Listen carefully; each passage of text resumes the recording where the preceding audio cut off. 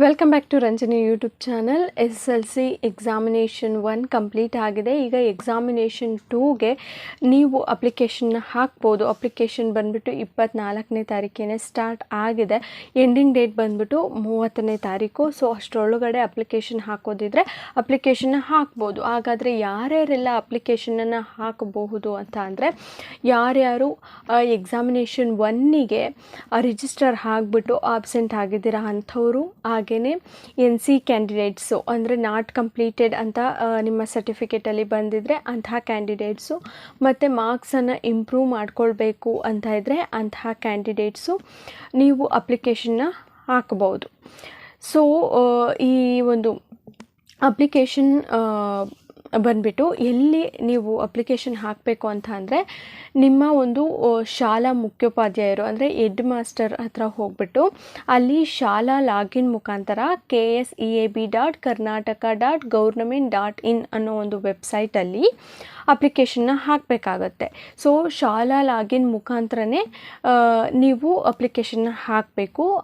ಈಗ ನಿಮ್ಮ HM ಹತ್ರ ಹೋಗ್ಬಿಟ್ಟು ನಾನು ಎಕ್ಸಾಮ್ 2ಗೆ ಅಪ್ಲಿಕೇಶನ್ ಹಾಕಬೇಕು ಅಂತ ಹೇಳಿದ್ರೆ ಅವರು ಶಾಲಾ ಲಾಗಿನ್ ಮುಖಾಂತರ ಲಾಗಿನ್ ಆಗ್ತಾರೆ ವೆಬ್ಸೈಟಿಗೆ, KSEAB ವೆಬ್ಸೈಟಿಗೆ.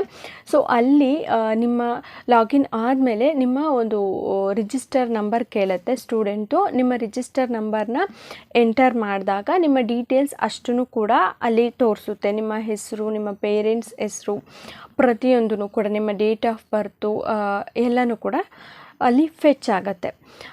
ಆ ನಂತರ ನಿಮಗೆ ಸಬ್ಜೆಕ್ಟನ್ನು ಸೆಲೆಕ್ಟ್ ಮಾಡ್ಕೊಳ್ಳೋ ಅಂಥ ಆಪ್ಷನ್ ಬರುತ್ತೆ. ಎಲ್ರಿಗೂ ಕೂಡ ಬರೋದಿಲ್ಲ. NC ಕ್ಯಾಂಡಿಡೇಟ್ಸಿಗೆ ಸಬ್ಜೆಕ್ಟ್ನ ಸೆಲೆಕ್ಟ್ ಮಾಡ್ಕೊಳ್ಳೋ ಅಂತಹ ಆಪ್ಷನ್ ಇಲ್ಲ.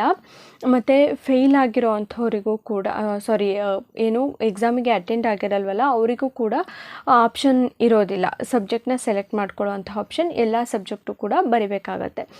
ಈ ಒಂದು ಮಾರ್ಕ್ಸ್ನ ಇಂಪ್ರೂವ್ ಮಾಡ್ಕೊಳ್ಬೇಕು ಅಂತ ಏನು ಅಪ್ಲಿಕೇಶನ್ ಹಾಕ್ತೀರಾ ಎಕ್ಸಾಮ್ 2ಗೆ ಅಂಥವರಿಗೆ ನಿಮಗೆ ಬೇಕಾಗಿರುವಂಥ ವಿಷಯವನ್ನು ಸೆಲೆಕ್ಟ್ ಮಾಡ್ಕೊಳ್ಬೋದು.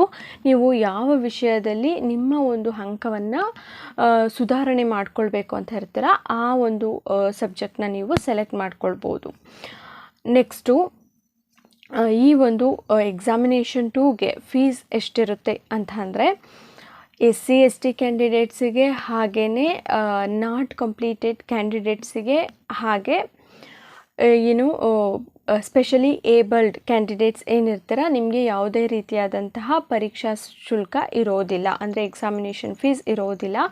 ಇನ್ನೊಂದು ಇಂಪಾರ್ಟೆಂಟ್ ಏನಂತ ಅಂದರೆ, ನೀವು ತೃತೀಯ ಭಾಷೆಯಲ್ಲಿ ಥರ್ಡ್ ಲ್ಯಾಂಗ್ವೇಜಲ್ಲಿ ನಿಮ್ಮ ಮಾರ್ಕ್ಸ್ನ ಇಂಪ್ರೂವ್ ಮಾಡ್ಕೊಳ್ಬೇಕು ಅಂತ ಇದ್ರೂ ಕೂಡ ನೀವು ಎಕ್ಸಾಮಿನೇಷನ್ ಫೀಸ್ನ ಕಟ್ಟೋ ಅಂಥ ಅವಶ್ಯಕತೆ ಇರೋದಿಲ್ಲ. ಫ್ರೀಯಾಗಿ ನೀವು ಎಕ್ಸಾಮ್ಗೆ ರಿಜಿಸ್ಟರ್ ಆಗ್ಬೋದು. ಹಾಗಾದರೆ ಯಾರ್ಯಾರೆಲ್ಲ ಫೀಸ್ನ ಪೇ ಮಾಡಬೇಕು ಅಂತ ಅಂದರೆ, ಯಾರು ಅಂಕ ಸುಧಾರಣೆಗೋಸ್ಕರ ಅಂತಂದರೆ ಮಾರ್ಕ್ಸ್ನ ಇಂಪ್ರೂವ್ ಮಾಡ್ಕೊಳ್ಳೋದಕ್ಕೋಸ್ಕರ ಎಕ್ಸಾಮ್ನ ಕಟ್ತಾ ಇದ್ದೀರಾ ಅಂಥವ್ರು, ಹಾಗೆಯೇ ಎಕ್ಸಾಮ್ನ ತೊಗೊತಾ ಇರೋ ಅಂಥವ್ರು, ಅಂದರೆ ಲಾಸ್ಟ್ ಇಯರೆಲ್ಲ ಫೇಲಾಗಿ ಈ ವರ್ಷ ಎಕ್ಸಾಮ್ನ ಕಟ್ತಾ ಇರೋ ಅಂಥವ್ರಿಗೆ ಎಕ್ಸಾಮ್ ಫೀಸ್ ಇರುತ್ತೆ. ಹಾಗಾದರೆ ಎಷ್ಟು ಫೀಸ್ ಇರುತ್ತೆ ಅಂತಂದರೆ, ನೀವು ಒಂದು ಸಬ್ಜೆಕ್ಟಿಗೆ ಎಕ್ಸಾಮ್ನ ಕಟ್ತಾ ಇದ್ದೀರಾ ಅಂತ ಅಂದರೆ ನಿಮಗೆ 448 ರೂಪಾಯಿ ಎಕ್ಸಾಮ್ ಫೀಸ್ ಇರುತ್ತೆ. 2 ಸಬ್ಜೆಕ್ಟಿಗೆ ಏನು ಎಕ್ಸಾಮ್ 2ಗೆ ಅಪ್ಲೈ ಮಾಡ್ತಾ ಇದ್ದೀರಾ ಅಂತ ಅಂದರೆ 559 ರೂಪಾಯಿ ಎಕ್ಸಾಮಿನೇಷನ್ ಫೀಸ್ ಇರುತ್ತೆ. 3 ಸಬ್ಜೆಕ್ಟ್, 3ಕ್ಕಿಂತ ಹೆಚ್ಚು ಸಬ್ಜೆಕ್ಟ್ 4, 5, 6 ಎಷ್ಟೇ ಕಟ್ಟಿದ್ರೂ ಕೂಡ ನಿಮಗೆ 752 ರೂಪಾಯಿಯಷ್ಟು ಎಕ್ಸಾಮಿನೇಷನ್ ಫೀಸ್ ಇರುತ್ತೆ. ಇದು ಎಕ್ಸಾಮಿನೇಷನ್ ಫೀಸ್ ಇರೋ ಅಂಥದ್ದು. ನೆಕ್ಸ್ಟ್ ಬಂದುಬಿಟ್ಟು ಯಾವಾಗ ಸ್ಟಾರ್ಟ್ ಆಗುತ್ತೆ ಎಕ್ಸಾಮಿನೇಷನ್ ಅಪ್ಲಿಕೇಶನ್ ಯಾವಾಗ ಸ್ಟಾರ್ಟ್ ಆಗುತ್ತೆ ಅಂತ ಅಂದರೆ, ಈಗ ಆಲ್ರೆಡಿ ಸ್ಟಾರ್ಟ್ ಆಗಿದೆ. 24ನೇ ತಾರೀಕಿಂದ ಸ್ಟಾರ್ಟ್ ಆಗಿದೆ. 24/4/2026. ಹಾಗೆ ಎಂಡ್ ಆಗೋ ಅಂಥದ್ದು 30ನೇ ತಾರೀಕು. ಇದೇ ತಿಂಗಳು 30ನೇ ತಾರೀಕು ಎಂಡ್ ಆಗುತ್ತೆ. ಅಷ್ಟರೊಳಗಡೆ ನೀವು ಯಾರ್ಯಾರೆಲ್ಲ ಅಪ್ಲಿಕೇಶನ್ ಹಾಕಬೇಕು ಅಂತ ಇದ್ದೀರಾ ಅವರೆಲ್ಲರೂ ಕೂಡ ಅಪ್ಲಿಕೇಶನ್ ಹಾಕಬೇಕಾಗತ್ತೆ.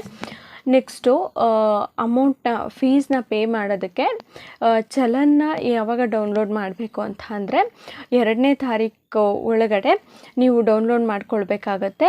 4ನೇ ತಾರೀಕು ಅಷ್ಟರಲ್ಲಿ ನೀವು ಫೀಸ್ನ ಪೇ ಮಾಡಬೇಕಾಗತ್ತೆ. 4ನೇ ತಾರೀಕು ಎಕ್ಸಾಮಿನೇಷನ್ ಫೀಸ್ನ ಪೇ ಮಾಡೋದಕ್ಕೆ ಲಾಸ್ಟ್ ಡೇಟ್ ಆಗಿರುತ್ತೆ.